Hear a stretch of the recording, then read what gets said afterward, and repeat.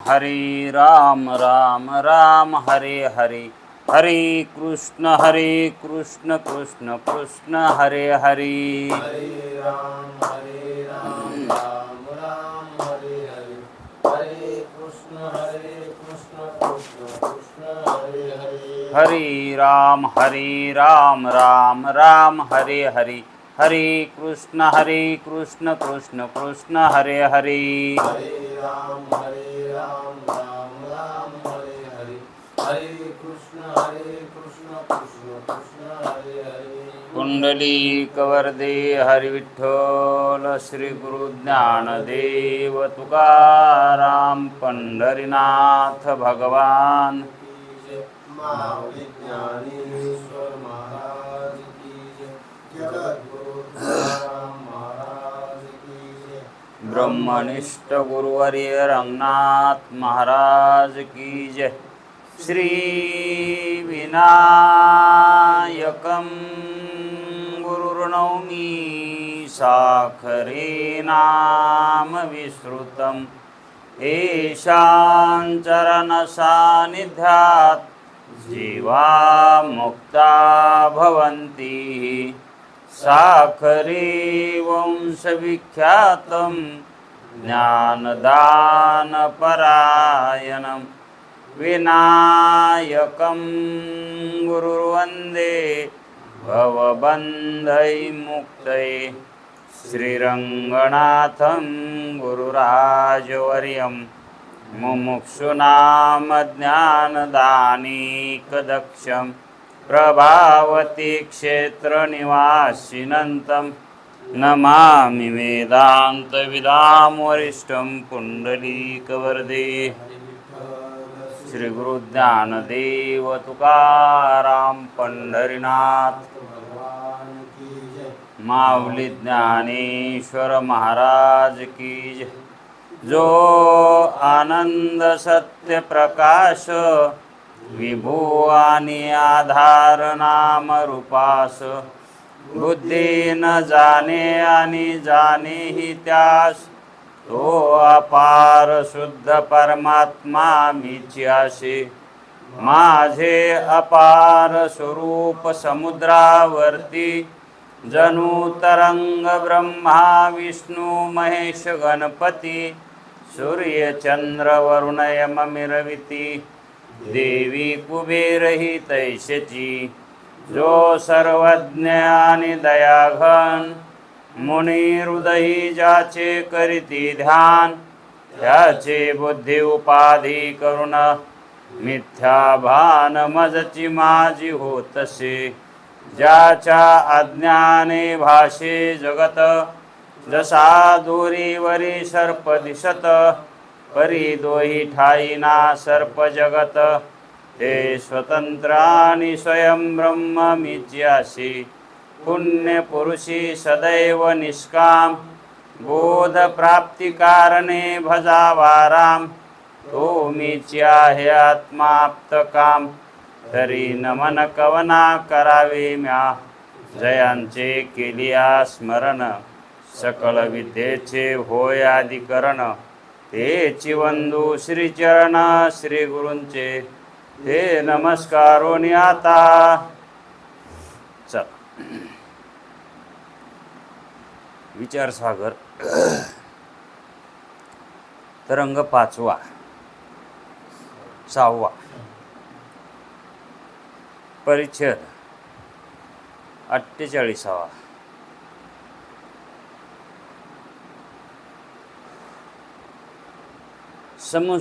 समसमुच्चयवाद्यांचे खंडन करत असताना शिष्यानं शंका केली होती की तुम्ही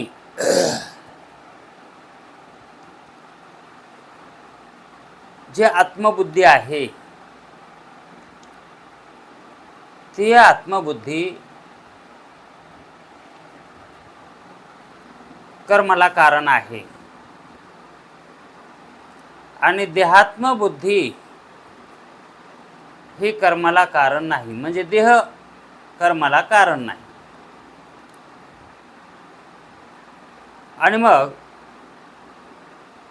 आत्मबुद्धी आणि देहात्मबुद्धी ह्या ज्या दोन बुद्ध्या आहेत, कर्म बुद्धीच्या योगानेच होतात.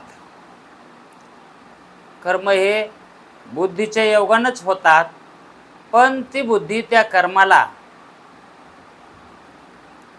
स्वतंत्र कारण नाही. बुद्धी ही स्वतंत्र कारण नाही. बुद्धी स्थित असणारं जे चैतन्य आहे, साभास चैतन्य, आभासासहित असणारी बुद्धी, आभासासहित असणारी बुद्धी, तिच्या योगाने कर्म होतात. केवळ साभास बुद्धीच कर्माला कारण आहे असं आमचं म्हणणं नाही. सद्गुरू काय म्हणतात, असं आमचं म्हणणं नाही. कारण बुद्धिरहित ही कर्म होतात. आत्मबुद्धी सुद्धा कर्म करू शकते आणि देहात्मबुद्धी ही कर्म करू शकते.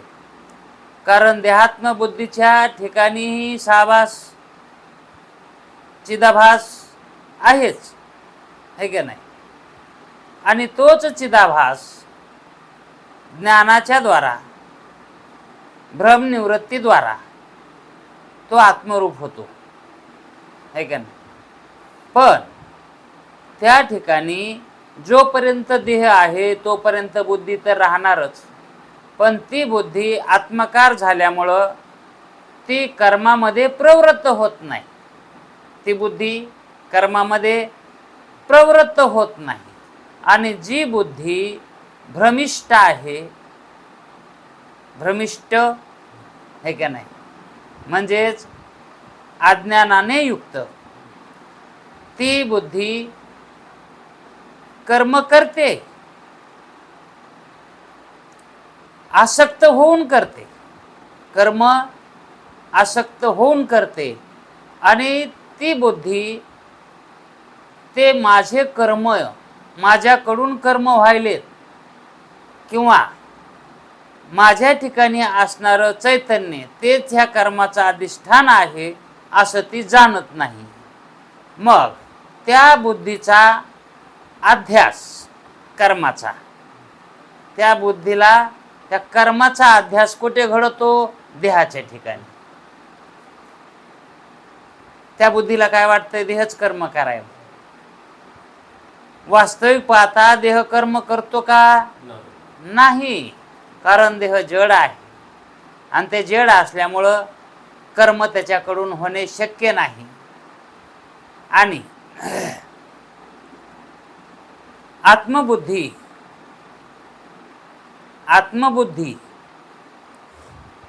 त्या बुद्धीच्या ठिकाणी भ्रम नाही, प्रमाद नाही, दोष नाही, पण तीही बुद्धी कर्म करू शकते, है का नाही? कारण कर्म बुद्धी स्वतंत्र करते का? करून घेते. कर्म करून घेते, है का नाही? म्हणून देहाकडून कर्म ती करून घेते, देह कर्म करत नाही. पण त्या कर्माचा जो साक्षी आहे, त्या कर्माचा जो साक्षी आहे तो साक्षी आत्माच आहे. त्या कर्माचा साक्षी कोण आहे? आत्माच आहे. भले संसारिक जीव जरी असला, देहात्मबुद्धी जरी झालेली असली, तरी पण तो आत्माच त्या ठिकाणी साक्षी रूपानं कर्म. कारण साक्षी शिवाय कर्म होतच नाही. आपल्याला वाटतंय पंखा आपणाला हवा द्यायला, है का नाही? पण पंखा आपल्याला हवा देतो, तर लाईट गेल्यावर का देत नाही? जोपर्यंत त्याच्यामध्ये विद्युत आहे तोपर्यंतच हवा देतो. विद्युत असेल तर हवा आणि विद्युत नसेल तर आहे का? मग तसा नियम जर केला तर पंखा असेल तर हवा आहे आणि पंखा नसेल तर हवा नाही. आता या ठिकाणी दोन्हीही कसं आहे, दोन्हीही सत्य ज्ञान वाटायले आहे का नाही? याला कारण वीजही आहे आणि पंखाही आहे. पण यामध्ये अधिष्ठानत्व पाहायचं, कार्याचं अधिष्ठानत्व पाहायचं. पंखा हे कार्यरूप आहे आणि त्याच्या गतीला कारण विद्युत आहे. मग कार्यापेक्षा कारण हे कसं असतं आहे का नाही? श्रेष्ठ असतं की. मग महत्व कार्याला द्यायचं का कारणाला द्यायचं? तसा साक्षी हे कारण आहे, कर्माचं कारण आहे. देहाकडून कर्म हे व्हायलेले जे दिसायलेत ते कर्म कल्पित आहेत. वास्तविक पाहता ते कर्म कसे आहेत? कल्पित आहेत. वास्तविक कर्म नाहीतच, कल्पनेत आहेत. कर्म कशात आहेत? कल्पनेत आहेत. आणि त्या कल्पनेतून वाटायले देह कर्म करायला. वास्तविक पाहता पंखा हवा देतच नाही. वास्तविक पाहता, कारण पंख्याच्या ठिकाणी हवा आहे का? पंख्याजवळ हवा आहे का द्याला? मग ती हवा तिची का? म्हणून तो जड आहे. पंखा कसा आहे? जड आहे. आणि जड हे कार्याला कारण होत नसतं. कल्पित हे कोणत्याच कार्याचं कारण होत नाही. का म्हणून त्याच्यापासून कार्य घडतच नाही. जडापासून कार्य घडत नसतात. आपल्याला वाटतंय पंखा हवा द्याला, कवा पंख्यानं हवा उत्पन्न कवापासून त्यानं जवळ ठेवली का? मग पंखा जर हवा देतोय तर त्या ठिकाणी वीज नसल्यावर त्यानं द्यावी ना हवा. हा, मग पंख्याचं कार्य फिरविणे हे त्याच्या कारणावर अवलंबून असतं है का नाही? म्हणून कारणाला महत्त्व द्यावं लागतं. आणि ह्या सर्व क्रिया ज्या व्हायलेल्या आपणाला प्रतीतीला यायला, ह्या कशा आहेत? कल्पित आहेत. ह्या कशा आहेत? कल्पित आहेत. पंखा कल्पितच आहे. पंख्यापासून मिळणारी हवा, पंख्यामुळं मिळणारी हवा तीही कशी आहे? कल्पितच आहे है का नाही? आणि त्या पंख्याला फिरवणारं जे विद्युत तेही कसं आहे? कल्पितच आहे. आणि ती हवा ज्याला लागायली, हवा लागायली असं म्हणायला तो तरी सत्य आहे का? हे सर्व कार्य स्वप्नामध्ये घडत आहेत आणि स्वप्न अवस्थाच मिथ्या अवस्था आहे. ती काय सत्य अवस्था आहे का? आणि त्या अवस्थेत झालेले कर्म हे सत्य कुठून आले?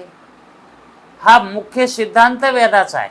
वेदाचा हा मुख्य सिद्धांत आहे. पण या सिद्धांतापर्यंत कोणी पोहोचत नाही. म्हणून वेद अंध होतात. दिसतात पारमार्थिक पण वेदांध होतात. वेदांध, वेदाचा मतित अर्थ न जाणणारे ते वेदांध. मग शिष्याला जी शंका झाली की गुरुजी आता म्हणाले होते, काय म्हणाले होते? जे काही देहादी संबंधांना आलेले जात्यादी धर्म, जात्यादी धर्म देहासंबंधी आलेले ते त्या कर्माला कारण आहेत असं म्हणले गुरुजी.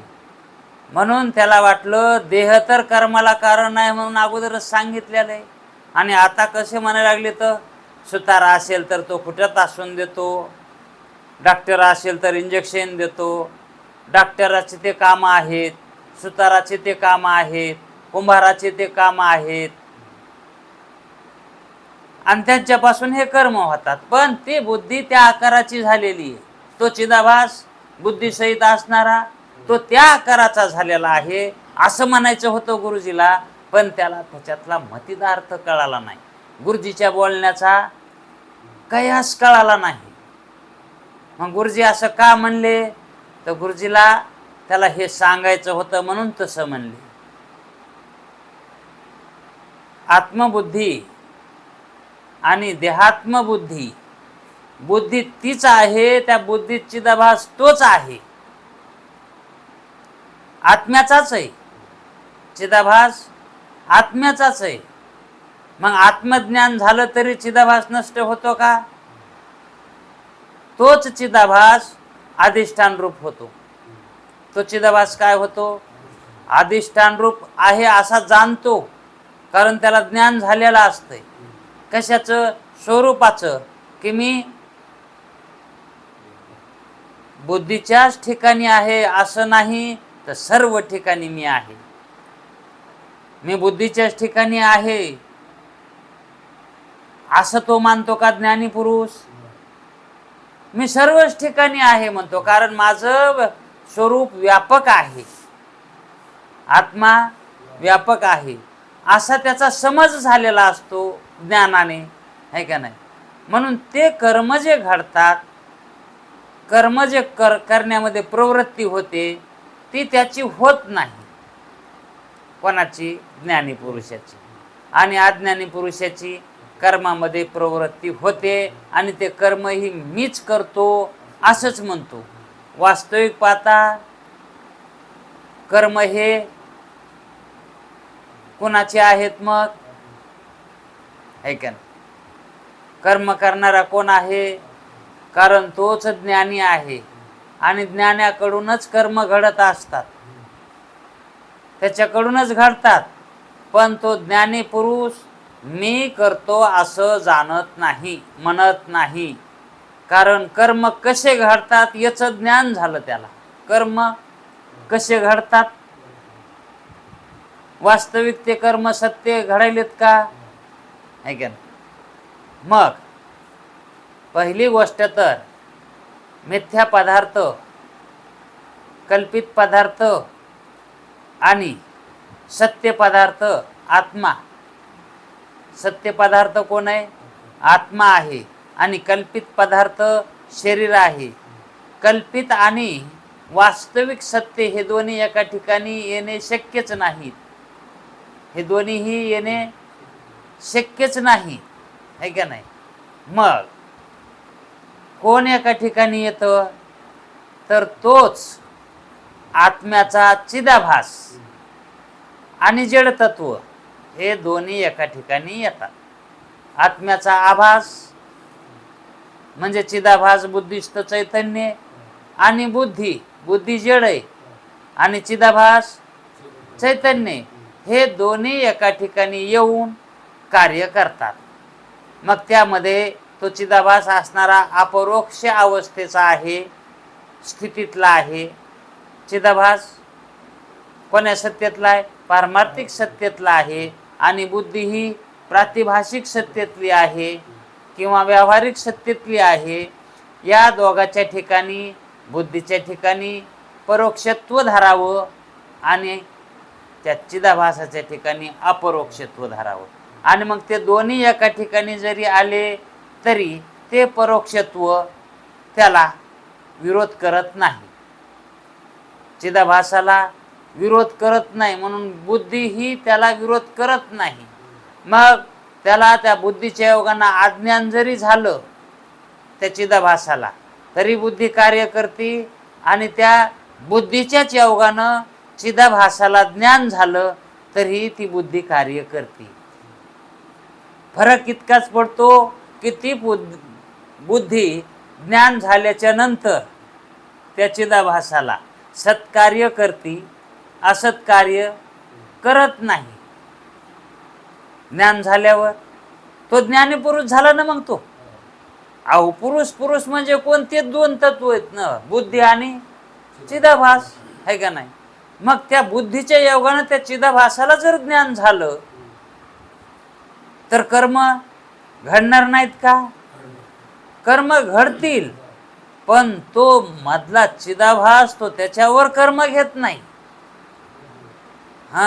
माझ्यामुळं कर्म होत असतील पण मी करत नाही. मग कर्म कोण करतंय? बुद्धी करती, है का नाही. मग ती बुद्धी ही स्वतंत्ररित्या करते का साक्षी रूपानं? कारण ती बुद्धी कशी आहे? जड आहे, है का नाही. फक्त तिच्या योगाने त्या कर्माचा निश्चय होतो. तिच्या योगानं कर्माचा निश्चय व्हायलाय. कर्म केलं असं कशामुळं चैतन्याला कळायले? बुद्धीमुळेच कळायले का नाही. आणि मग तिथं जर तो बुद्धीच्या ठिकाणी आभास जर नसता तर ती बुद्धी कर्मचा निश्चय करू शकते का?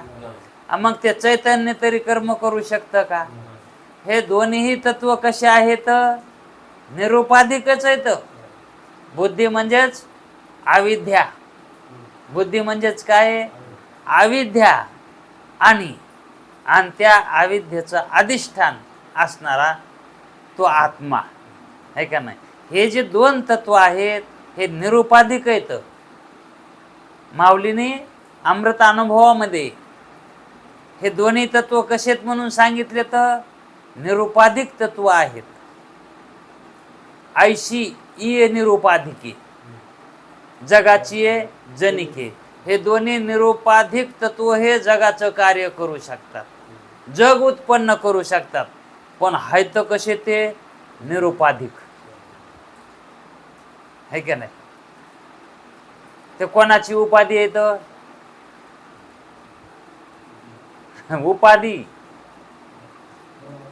उपाधी ही स्वतंत्र असते, आश्रित असते पण स्वतंत्र असते. ती स्वतंत्र तंत्रानं कार्य करते, है का नाही. स्वतंत्रानं म्हणजेच कारण उपादान कारण आणि अधिष्ठान कारण. उपादान कारण आणि अधिष्ठान कारण हे जे दोन कारण आहेत का हे अनादित ना. हे कोणापासून झालेत का? याला कारण आहे का? अधिष्ठान कारणाला कारण आहे का? उपादान कारणाला कारण आहे का? यायला कारण तेच कारण आहेत ना. मालकच ते कोणाचे नौकर नाहीत. माया कोणाची नौकर नाही. का म्हणून? ती मालकीन म्हणून आहे. ती कशी आहे? मालकीन म्हणून आहे. तसंच आत्मा सुद्धा तो नौकर नाही, मालक म्हणून आहे. म्हणून तर त्यांना काय म्हणतात? उपादान कारण आहेत. ते कसे येत? उपादान कारण आहेत. पण त्या दोघापासून जरी जगत घडत असेल कार्य म्हणून, तरी पण कार्य जरी घडत असलं त्यांच्याकडून, पण तो दोष त्यांच्यावर लावून घेत नाहीत. तो दोष त्यांच्यावर ते लावून घेत नाहीत. ते म्हणतात आमच्यापासून झाला असन पण आम्ही केलं नाही. असा ज्याचा अनुभव झाला ना, असा ज्याचा अनुभव झाला तो ज्ञानी झाला. तो कसा झाला? ज्ञानी झाला. मग तो ज्ञानी हे मी कर्म करतो असं म्हणेल का? कारण त्याला अनुभव कसा झालाय? घडत असतील माझ्यापासून पण मी करत नाही, है का नाही. अधिष्ठान रूपानं तो निराळाच राहतो, वेगळं राहून कार्य करतो, है का नाही. मग हा जो सिद्धांत त्या जर शिष्याला कळाला असता तर त्यानं अशी शंका केलीच नसती, कारण त्याला हा सिद्धांत माहीतच नाही. म्हणून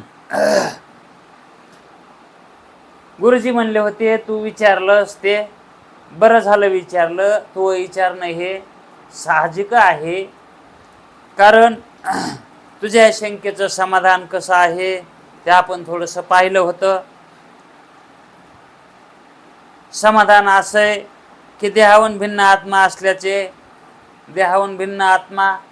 असल्याचे श्रवणाने हे परोक्ष ज्ञान होतंय, है का नाही. आता परोक्ष ज्ञान ऐकल्यावर होतंय, आणखी अपरोक्ष झालं नाही म्हणायचं. श्रवण असं घडलंय की अपरोक्ष झालं नाही, परोक्षच झालंय.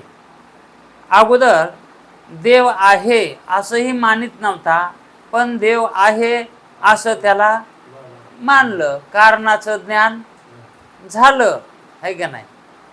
कारणाचं ज्ञान झालं की म्हणायचं परोक्ष झालं, है का नाही. मग देहादिकांच्या ठिकाणी आत्मज्ञान प्रत्यक्ष आहे.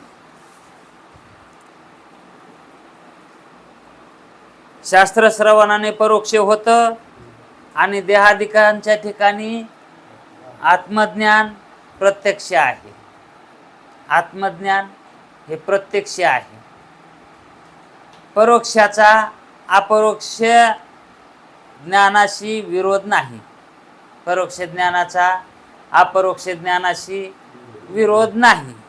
म्हणून कर्मामध्ये प्रवृत्ती होण्यास हरकत नाही. ज्याला परोक्ष ज्ञान झालंय त्याची कर्मामध्ये प्रवृत्ती होण्याला काय हरकत, काय विरोध येईल का. हा, परोक्षामध्ये कर्म करावेसे वाटतात आणि ते कर्म मीच करतो असंही वाटतंय, है का नाही. मग मी कर्म करत नाही असं परोक्ष ज्ञानास वाटत नाही. मग मी कर्म करत नाही असं ज्ञान कोण्या ज्ञानाला झालंय, अपरोक्ष ज्ञानाला, है का नाही. त्या ज्ञानानं होतंय. परोक्ष ज्ञानानं ते होत नाही, तसं अनुभव तसा येत नाही. अनुभव अपरोक्ष ज्ञानानंच येतो की मी कर्मातून अलिप्त आहे, माझा आणि कर्माचा काही संबंध नाही. म्हणून परोक्ष ज्ञान कर्माच्या विरोधी नाही, है का नाही. आणि अपरोक्ष ज्ञानाचेही विरोधी नाही, है का नाही. मग अपरोक्ष ज्ञान जरी झालं तरी पण त्या ठिकाणी कर्म घडायला काही हरकत नाही, है का नाही. आता अपरोक्ष हे सदोदित राहत नाही. अपरोक्ष ज्ञान हे सदोदित राहत नाही. ज्या वेळेस विशेष ज्ञानत्व वृत्तीमध्ये उत्पन्न होईल, वृत्ती विशेष ज्ञानाला प्रभावित होईल, विशेष ज्ञानानं म्हणजे अपरोक्ष ज्ञानानं, त्यावेळेस त्या ठिकाणी परोक्ष राहत नाही. त्यावेळेस तिथं परोक्ष असतं मात्र भासत नाही.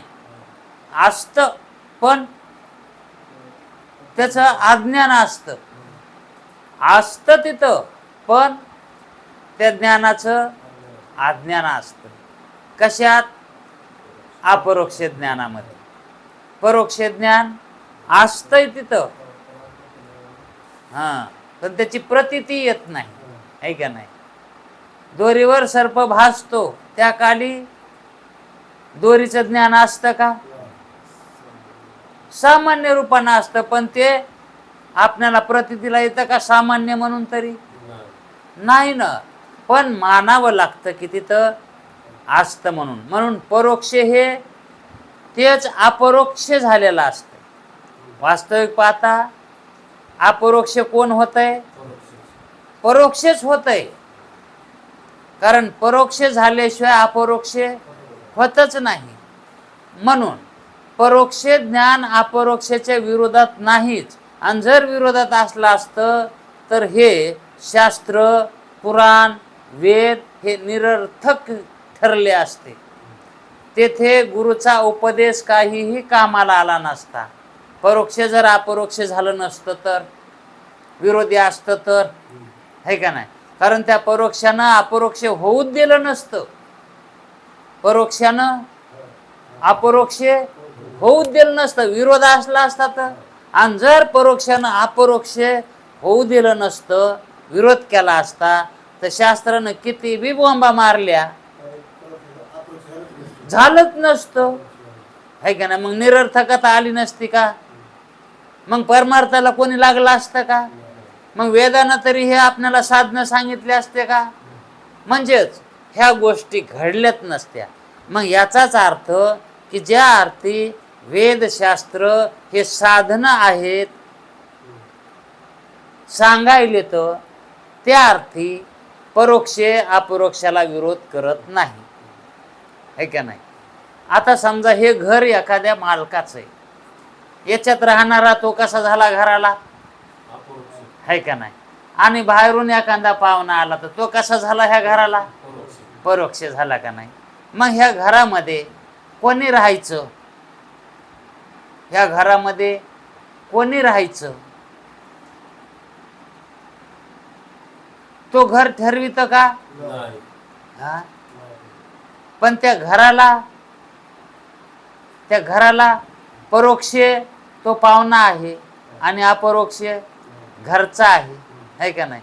मग तो पाहुणा आलेल्याचीही सरबारस करतो, ते घर त्या पाहुण्या आलेल्याची सरबारस करतो, आणि घरच्याचीही. का ते म्हणतं का आता ते पाहुणा आलाय घरचे, हो तुम्ही बाहेर जा? घर म्हणजे त्या घरातले माणसं, दुसरे माणसं. म्हणून जरी ब्रह्मज्ञानानं अपरोक्ष ज्ञान झालं, कशानं? ब्रह्मज्ञानानं काय होतंय? अपरोक्ष ज्ञान होतंय. मग अपरोक्ष ज्ञान झालं म्हणजे काय झालं? माझा आत्मा ब्रह्मरूप आहे, म्हणजे मी ब्रह्मरूप आहे, असं ज्ञान झालं. मग असं ज्ञान झालं म्हणजे जगताचा नाश होतो का? नाही. जगत प्रतीतीला येतच ना, हो. देह प्रतीतीला येतोच ना, है का नाही? मग त्या ठिकाणी भोजनादी व्यवहार का बंद पडतात का? हा? मग वृत्ती सतत अपरोक्ष ज्ञानात राहती का? वृत्तीचा तसा अधिकार आहे का सतत अपरोक्षामध्ये राहणं? वृत्ती राहू शकते का? मग ज्या काली त्या वृत्तीमध्ये विशेषत्व ज्ञानाचा प्रकाश आहे, विशेषत्वानं अपरोक्षत्वानं, त्या काली ती वृत्ती म्हणते, त्या वृत्तीच्या योगानं जाणता येतं की मी कर्मवान नाही, कर्माला कारण मी नाही, माझ्याकडून कर्म होत नाहीत, हे का नाही? कोणती वृत्ती म्हणते?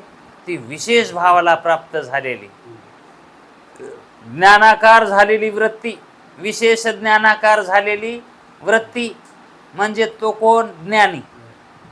ज्ञानी पुरुषाची वृत्ती कशी होते? विशेष ज्ञानाकार होते. मग काय सदोदित होते का? आणि जर सदोदित जर तशी झाली तर त्याचे भोजनादी व्यवहार घडतील का? मग काही काल विशेष स्वरूपावर असते ती वृत्ती, त्या कालामध्ये त्याला वाटतंय की सर्व मिथ्या आहे, हे सर्व कसं आहे? मिथ्य आहे. जोपर्यंत ती वृत्ती विशेष भावाला प्राप्त झाली तोपर्यंतच वाटतंय त्याला, है का नाही?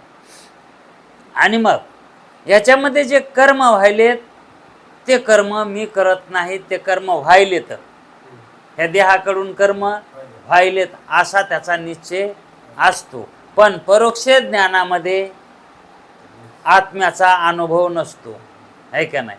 मग त्या काली ते परोक्ष ज्ञान जरी असलं तरी पण त्या परोक्ष ज्ञानानं त्या कर्मातून वेगळं होता येत नाही, कारण ते परोक्ष कर्माला विरोध करत नाही. ते परोक्ष कर्माला विरोध करत नाही. मग कर्माला विरोध कोण करतं? अपरोक्ष करतं. कर्माला विरोध अपरोक्ष कर्माला विरोध करतं, परोक्षाला करत नाही. परोक्ष ज्ञानाला अपरोक्ष, अपरोक्ष ज्ञानाला परोक्ष, हे एकूण एकाच्या विरोधात नाहीत. त्या कर्माला विरोधात अपरोक्ष. ज्ञानाकार झालेली वृत्ती त्या कर्माला विरोध करते, है का नाही? आणि अज्ञानाकार वृत्ती, आभाषित वृत्ती, ती कर्माला तर सोबतच राहते, तिच्या तिथं सहाय्यच करते, है का नाही? असं गुरुजींना त्याला सांगायचं होतं. म्हणून गुरुजीला ते सांगायचं होतं, म्हणून गुरुजींना तसं म्हटलं होतं की काय, देहासंबंधी असणारे जात्यादी जे काही धर्म आहेत, ते धर्म त्या आत्मबुद्धीला,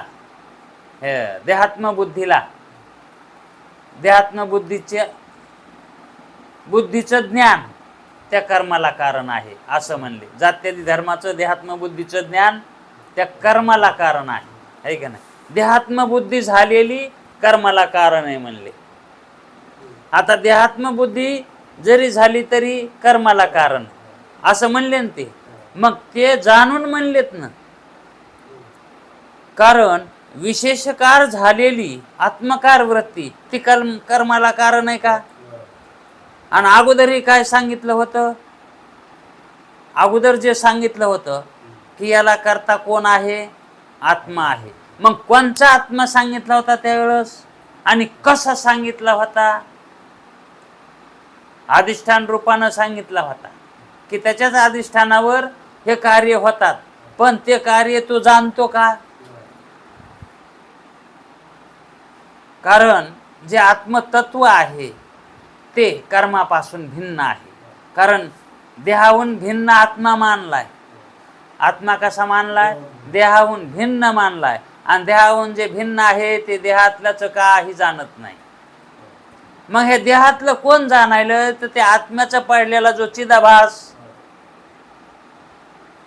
त्याला कळायलंय हे. म्हणून आपण जे आता आहोत असं जे वाटायलंय का, ते चिदाभासानं आपल्याला वाटायले आपण आहोत. वास्तविक पाहता आपण आहोत का तसे? आपण तर ते आहेत का? चिदाभास आहेत का? आता हे व्यवहार करणारे हे जे आहेत, हे खरे आत्मस्वरूपवान आहेत. हे कसे तर खरे आत्मस्वरूपवान आहेत. पण कर्म करणारा आत्मा आहे का तो?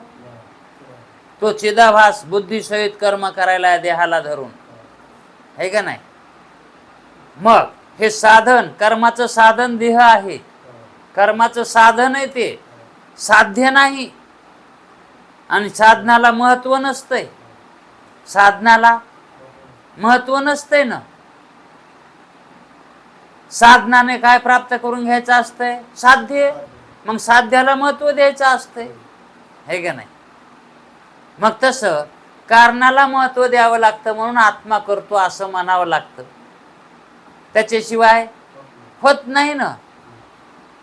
म्हणून आत्माच करताय असं म्हणून सांगितलंय, ईश्वरच करताय असं सांगितलंय. पण वास्तविक पाहता ईश्वराच्या मूळ स्वरूपाकडून हे होत नाही. हे जे व्हायलंय सगळं, आता ईश्वरच का म्हणून करता सांगितलंय? ईश्वर कशाला म्हणलंय? माया उपहित चैतन्य, है का नाही? म्हणजे मायाला धरूनच ईश्वरता आली का नाही? मायाला सोडू नये का, है का नाही? मग माया कारण नाही का त्या कार्याला?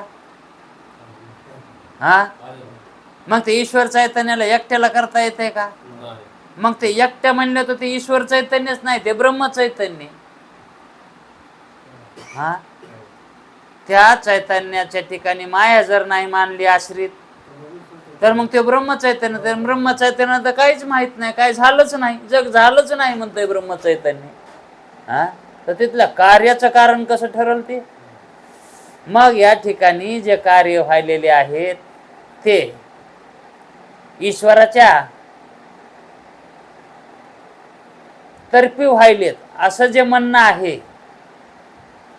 कारण त्याच्याशिवाय दुसऱ्याच्यानं काहीच होत नाही, कारण तेच चैतन्य एक आहे, है का नाही. मग मायानं व्हायनात का? मायानं व्हायले तर आणि ईश्वराच्या न व्हायले तर, पण त्या मायाचा काय व्हायलाय? परिणाम व्हायलाय. आणि ईश्वराचा काय व्हायलाय? हा. मग त्या ब्रह्मचैतन्याचा विवर्त आणि मायाचा परिणाम. मग त्या ठिकाणी जे कार्य व्हालंय ते कार्य विवर्ताचं मानायचं का परिणामाचं मानायचं? याला दोन्ही कारण मानावं लागते. कारण उपाधीमध्ये जो परिणाम व्हालाय ना, उपाधीमध्ये जो परिणाम व्हायलाय ना, तो कशानं व्हालाय? विवर्त घडल्याशिवाय परिणाम होतच नाही. मग तो विवर्त कोणाचा आहे? चैतन्याचा व्हायलाय. कशात व्हालाय विवर्त? कशात व्हायलाय? परिणामात व्हालाय, है का नाही. उपाधीमध्ये व्हालाय आणि त्या उपाधीमध्ये त्याचा परिणाम घडायलाय, है का नाही. मग जो परिणाम घडायलाय तो कुणाचा? मायाचा. मग तो परिणाम कशामुळं घडायलाय? विवर्तामुळं घडायलाय, है का नाही. मग विवर्त हे चेतन रूप आहे आणि उपाधी ही जड रूप आहे. म्हणजे परिणाम कसा आहे? जड रूप आहे. म्हणून परिणामाला कोण पावतय? उपाधी. परिणामाला कोण पावती? उपाधी पावती. आणि चैतन्याचा विवर्त उपाधी असेल तर होतो, उपाधी नसेल तर त्याचा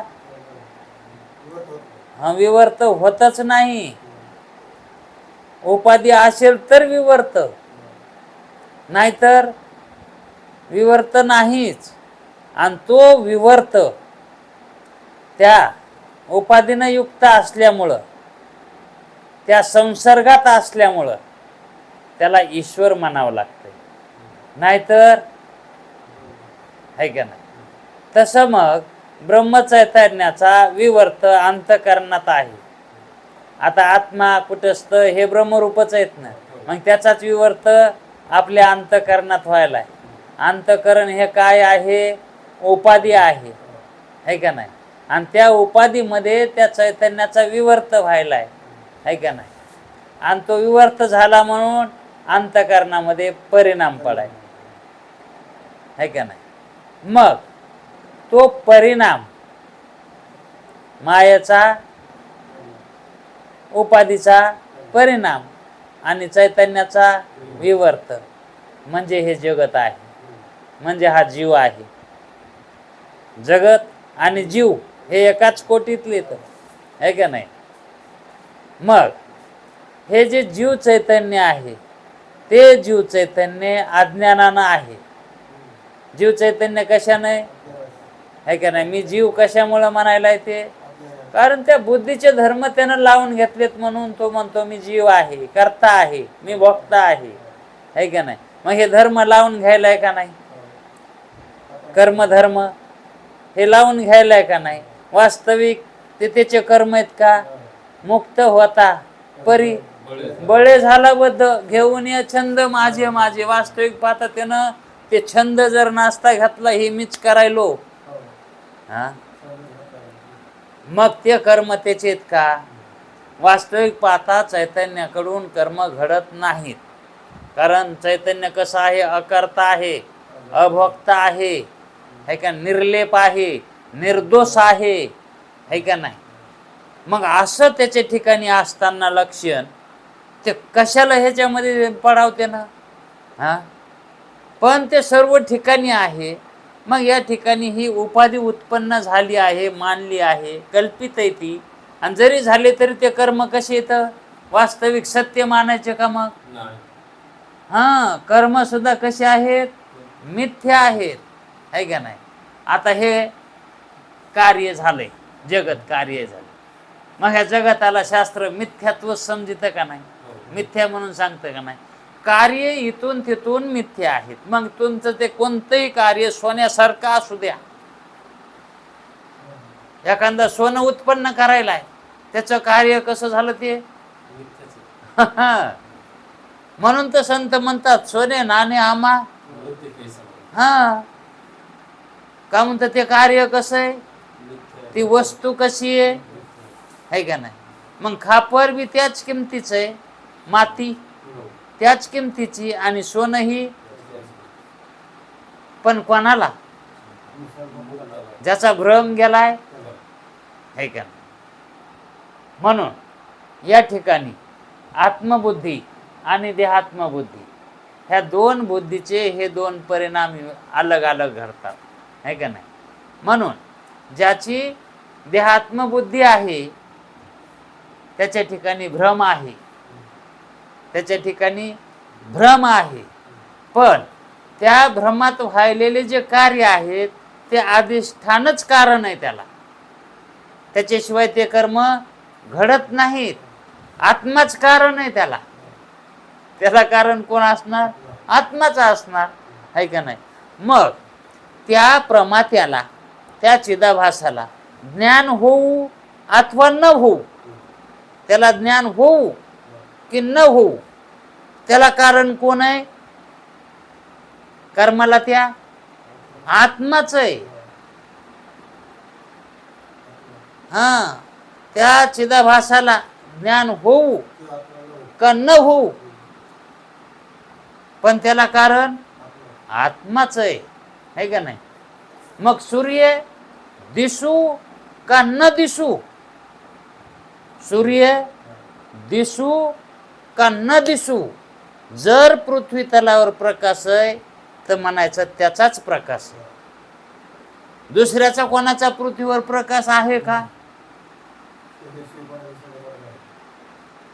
कारण दुसरं कोणी प्रकाश रूप नाहीच, सूर्यच आहे. आणि जर सूर्य नाही दिसला तर मग त्याचा मानायचा नाही का? मग आत्मज्ञान नाही झालं तर कर्म त्याचे नाही मानायचे का? त्याच्यापासून होईनात म्हणायचं का? त्याच्याकडूनच, कारण अधिष्ठान कारण तेच आहे का नाही? ज्या अर्थी वाहनाचे चाक फिरायले त्याला कारण कोण? इंजिनच आहे. त्याला कारण कोण? हा, जरी त्या चाकाला माहित नसलं आपल्याला इंजिन फिरवायले, तरी पण त्याला कारण कोण आहे फिरविणार? आणि जरी त्या चाकाला कळालं की आपण फिरणार, आपल्याला फिरविणार कोणतरी हाये, असं ज्ञान झालं तरी ते फिरत येतच ना. आणि नाही ज्ञान झालं तरी बी फिरत येतच. मग तसंच आहे. परोक्ष ज्ञानात ही कर्म होतात आणि अपरोक्ष ज्ञानात ही कर्म होतात. फरक इतकाच आहे, अपरोक्ष ज्ञान ज्याला झालंय तो ज्ञानी पुरुष, तो कर्म स्वतःवर लावून घेत नाही. आणि ज्याला परोक्ष ज्ञान आहे तो स्वतःवर लावून घेतो. ज्ञानी पुरुष स्वतःवर लावून घेत नाही. आणि मग त्याला ज्ञान झालंय आणि त्यानं स्वतःहून जर लावून घेतले ते कर्म, त्याला जर स्वतःहून त्यानं जर स्वतःवर लावून घेतले तर म्हणायचं त्याला ज्ञान झालंच नाही, हे का नाही? म्हणून अपरोक्ष भ्रांतीचा परोक्ष ज्ञानाशी विरोध आहे. अपरोक्ष भ्रांतीचा, हा, अपरोक्ष भ्रांतीचा अपरोक्ष ज्ञानाशी विरोध आहे, परोक्ष ज्ञानाशी नाही. परोक्ष ज्ञानाशी नाही म्हणून देहाहून भिन्न आत्म्याचे परोक्ष ज्ञान, देहाहून भिन्न असणारे आत्म्याचे, आत्मा कसा आहे? देहाहून भिन्न आहे आणि त्याचे परोक्ष ज्ञान. आत्मा हाही वेगळा पण परोक्षच, अपरोक्ष झालंच नाही. देहाच्या ठिकाणी जात्यधिकांचे अपरोक्ष ज्ञान आणि देहाच्या ठिकाणी काय झालंय? अपरोक्ष ज्ञान झालंय आणि आत्म्याचं परोक्ष झालंय, आहे का नाही? मग कोण्या आत्म्याचं परोक्ष आहे? देहाहून भिन्न असणाऱ्याच आहे ना परोक्ष ज्ञान, आहे का नाही? मग एकाच घडणे शक्य आहे. त्या बुद्धिस्त असणाऱ्या चिदाभासाला घडणे शक्य आहे. म्हणजे परोक्षही ज्ञान चिदाभासालाच होतंय आणि अपरोक्षही ज्ञान चिदाभासालाच होतंय. आणि दोन्ही ज्ञाने एका काली तिथं नांदतात. कधी कधी ती वृत्ती, चिदाभासाची वृत्ती, त्या बुद्धीची वृत्ती, बुद्धीसहित चिदाभासाची वृत्ती कधी कधी अपरोक्षात जाती, कधी कधी परोक्षात येते. कारण त्या बुद्धीला, त्या वृत्तीला एका ठिकाणी सारखं राहताच येत नाही. कारण वृत्ती ही चंचल आहे. तिचा स्वभाव कसा आहे? चंचल आहे. तशी तर वृत्ती ही स्थिर आहे. मन सुद्धा स्थिरच आहे बरं का. मन सुद्धा चंचल नाही. आता अनेक ठिकाणी सांगितलंय मन चंचल आहे, मन चंचल आहे. हा, सांगितले का नाही? पण अजिबात मन चंचल नाही. त्याला कोणीतरी चंचल करायले. मागे सांगितलं होतं का एखाद्या वेळेस कधी? मन हे कशामुळं? गुणामुळं चंचल व्हालंय. नाहीतर मन कसं आहे? स्थिर आहे.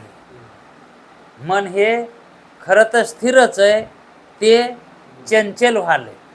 पाणी स्थिरच असतंय किंवा त्याचा स्वभाव कशाचा आहे? पाण्याचा स्थिरच असतंय ना. मग पाणी जर हालायले म्हणल्या त्याच्यात काहीतरी खडा कोणतरी टाकायले आहे काय? कोणतरी हलवायले त्याला, तेव्हा ते हलायले. नाही तर मनानं हलत आहे का ते? तसं मन हे कोणीतरी त्याच्यामध्ये संकल्प विकल्प करायला, आहे का नाही? म्हणून ते अस्थिर व्हायले. म्हणून त्याच्यामध्ये लाटा निघायल्या. त्या मनातून अशा लाटा तरंग तयार व्हायले तर, आहे का नाही? तेच आपणाला तरंग बंद करायचे. तर ते तरंग बंद झाले, त्याच्यामध्ये कोणी खडा जर हाणला, हाणणारं कोण आहे आता त्या मनात? आपल्या मनात खडा हाणणारं कोण आहे? आपण जर हाणून घातला तर लागेल, आपण हाणून नाही घातला तर, आहे का नाही? म्हणून परिणाम होऊ देऊ नाही ना. आपल्या चित्तामध्ये, आपल्या मनामध्ये, आपल्या बुद्धीमध्ये परिणाम होऊ देऊ नये. कशाचा? शब्दाचा, स्पर्शाचा, पंचविषयाचा हा परिणाम होऊ देऊ नये. आणि ज्या चित्तामध्ये, अंतकरणामध्ये परिणाम व्हायलाय तेच अंतकरण दुःखरूप व्हायले. आणि ज्या अंतकरणामध्ये परिणाम कधीच होत नाही त्या अंतकरण दुःखरूपाला कधीच पावत नाही, है का नाही? म्हणून परिणाम होऊ नये असं काहीतरी करायला पाहिजे. परिणाम होऊ नये याच्यासाठीच प्रयत्न करावा लागते का नाही? मग परिणाम होऊ नये याच्यासाठी चिंतन आहे. श्रवण, मनन, निधिध्यासन हे चिंतन करावं लागतं. याचं चिंतन झालं की आपलं खरं स्वरूप आपल्याला कळत आहे आणि तसे संस्कारित आपलं चित्त होतंय. अंतकरण तसं होतंय संस्कारित की आपण खरे वेगळेच आहे. तर या देहाला कोणी चारशा दिल्या तरी देहाला देते ना, आपल्याला देते का? त्याला म्हणाव तू मला दिशा, मग तुला खरं समजितो. अर्थ दुसऱ्याला शिया द्यायलास, तू मला दे ना. ते म्हणते तुला नाही तर कोणाला द्यालो. अरे तू ज्याला द्यायलास ते मी नाही ना. कारण हा देहातून पार निराळा झालेला असतंय. मग तसा झालेल्या पुरुषाचं चित्त हलन का? म्हणून तर त्याच्या ठिकाणी सदा आनंद आहे ना. ते मन चंचल होत नाही. मग ते मन नाही चंचल झालं तर संकल्प विकल्प होणारच नाहीत ना, है का नाही? म्हणून दुःखाची निवृत्ती आणि परमानंदाची प्राप्ती याच्यामुळंच आहे. हेच कारण आहे. म्हणून आपुलाले चित्त शुद्ध करा, आपुलाले चित्त शुद्ध करा हेच संत सांगायले. तर ज्ञान त्याच्यात होतंच. ज्ञान व्हायला वेळ लागत नाही, फक्त चित्त शुद्ध करायला वेळ लागत आहे. चित्तशुद्धीला वेळ लागत आहे, ज्ञान व्हायला नाही. काळ वेळ तह्या लागी असं म्हटलेलं आहे, है का नाही? म्हणून अपरोक्ष ज्ञान एकाच घडणे शक्य आहे. परोक्ष आणि अपरोक्ष दोन्ही ज्ञान एकाला घडणे शक्य आहे. ती दोन्ही ज्ञाने कर्माचा हेतू आहेत. ती दोन्ही ज्ञाने कर्माला हेतू आहेत. कर्म त्याच्यापासूनच व्हायले, त्या ज्ञानापासूनच व्हायलेत ना. दुसरं कोण कारण आहे? ज्ञान नसेल तर कर्म होतंय का? हा, ज्ञान नसेल तर कर्म होत नाहीत. सुरुवातीला आपल्या गावामध्ये डिपो आला लाईनीचा, आणि एक दिवशी फ्यूज गेला, गाव अंधारात राहिलं. मग कोणाला ज्ञान नाही का फ्यूज टाकायचं? हा, मग गाव अंधारामध्ये जे राहिलं ते कशामुळं? हा, आणि प्रकाश कशात होतो? मग ज्ञानात, आहे का नाही? ज्ञान हे प्रकाश रूप आहे. मग त्याच्यामुळेच प्रकाश झाला. त्या ज्याला माहित आहे त्यानं जर फ्यूज टाकला तर गावात प्रकाश त्याच्यामुळेच आला ना. ज्याला ज्ञान आहे त्याच्यामुळेच. मग ज्ञानामुळं झालं का नाही ते सगळं? परंतु ब्रह्मव्यत्यास कर्तृत्व भ्रांती नाही. मी करतो अशी त्याला भ्रांती नाही, आणि मी करतो हे म्हणणं भ्रांती आहे. आणि ज्ञानी पुरुषाची ती भ्रांती गेलेली असते, म्हणून त्याच्या ठिकाणी भ्रांती राहत नाही. म्हणून त्यास कर्माचा अधिकारच नाही. मग त्यानं ते कर्म केलं काय, नाही केलं काय? हा, कर्म केलं काय त्यानं? त्याच्या मनावर राहिलं, आहे का नाही? केलं तर केलं, नाही तर झोपी गेलं. त्याचा कोणी मालक आहे का? हा, म्हणून देहाच्या ठिकाणी अपरोक्ष, देहाच्या ठिकाणी ज्ञान कसं आहे? जीवाचं अपरोक्ष. आत्मबुद्धी असती तर ती बुद्धी ज्ञात्यास देहाचे धर्म, जाती, अवस्थादिकांची प्रतीती झाली असती. कधी? जर देहाच्या ठिकाणी अपरोक्षता असल्यावर मी सुतार आहे, मी कासार आहे, मी सोनार आहे, ही देहात्मभ्रांती राहणार. ही त्याच्या ठिकाणी, आहे का नाही? कशामुळं? देहात्मभ्रांती त्याला, म्हणून ती बुद्धी तशी राहणार. आणि मग अवस्थादिकांच्या ठिकाणी त्याची काय होणार? भ्रांती राहणार. मग देहाच्या ठिकाणी आत्मबुद्धी तर ज्ञात्यास नाही. आत्मबुद्धी आहे का? हे देहात्मबुद्धी आहे का ज्ञानाला? नाही. म्हणून मी कासार, मी सोनार असं देहात ज्ञानवान कशाला म्हणेल? कारण त्याची बुद्धी देहाच्या ठिकाणी नाहीच, आहे का? देहात्मबुद्धी नाहीच ना त्याची. त्याची बुद्धी काय झाली? आत्मबुद्धी झालेली आहे. म्हणून उलट तो काय म्हणतो? मी ब्राह्मण नाही, मी क्षत्रिय नाही, मी कासार नाही, मी सोनार नाही, मी तरुण नाही, मी बाळ नाही, मी वृद्ध नाही. आता हे सगळे धर्म देहाच्या संबंधाने येतं. आणि तो मी देह नाही अशी त्याची बुद्धी झालेली आहे. कारण ती बुद्धी आत्म्याला जाणायली. आत्मा व्यापक आहे आणि त्याची बुद्धी व्यापक झाली आत्म्याबरोबर. मग ती बुद्धी मी देहवान आहे असं कशाला म्हणेल? मग ब्राह्मण जर असला कुळातला तर तो कशाला म्हणेल मी ब्राह्मण आहे? हा, ब्राह्मण जरी असला कुळातला त्या, आणि तो जर समजा आत्मज्ञानी झाला तर तो कशाला म्हणेल मी ब्राह्मण आहे? हा, याती कुळ माझे गेले हरूपुणे, एका श्रीरंगा वाचून आणून येणे, मी त्याच्या वाचून काहीच जाणत नाही. आणि मग त्याला दुसरं काही दिसतच नाही. जे जे दृष्टीश दिशे ते ते हरुरूप वशे, हरिरूप वशे, आहे का नाही? म्हणजे जे जे पाहायला गेलं त्याला ते हरीच दिसत आहे. अशी ज्याची ऐसा ज्याचा भाव झाला, दुरी नाही देव त्याला, आहे का नाही? लाभ ज्याचे गाठी त्याशी लाभ उठा उठी, भाव ज्याचे गाठी त्याशी लाभ उठा उठी, आहे का नाही? तसा भाव व्हायला पाहिजे का नाही? म्हणजे वृत्ती तदाकार व्हायला पाहिजे. अपरोक्ष स्थितीमध्ये ती वृत्ती व्हावी लागते, म्हणजे आत्मकार वृत्ती व्हावी लागते. आणि त्या वृत्तीमध्ये कर्माचा देहाचा संबंध राहत नाही. म्हणून ज्ञानी म्हणतो की मी कर्म करत नाही. ज्ञानी त्यावेळेस तो विरोध आहे कर्माच्या. हॅलो, म्हणजेच त्याच्या उलट त्याची बुद्धी झालेली असती. तो तर म्हणतो मी ब्राह्मण असून ब्राह्मण नाही, ब्राह्मणाच्या कुळात असून सुद्धा म्हणतो मी ब्राह्मण नाही, क्षत्रिय नाही. म्हणजेच भेदरहित असंग ब्रह्मरूपाने आत्म्याचे अपरोक्ष ज्ञान त्यास आहे. अपरोक्ष ज्ञान ब्रह्मरूपाने आहे, पुन्हा आहे का नाही, अपरोक्ष ज्ञान आहे. जाती आश्रम अवस्थेची भ्रांती ज्ञात्यास नाही, ती भ्रांती ज्ञानी पुरुषाला नसते. म्हणूनच त्यास कर्माचा अधिकार नाही, त्याला कर्माचा अधिकार नाही. मग आता हा कसा झाला, मोक्ष स्वरूपवान झाला का नाही. मग मोक्षात कर्म मानायचे का, तेच समजून सांगणार आहेत. आणखी कर्त्यास कर्माप्रमाणे उपासनेचाही अधिकार नाही. आता उपासना राहिली ते आपण उद्याच्या वेळात पाहू. कुंडली कवर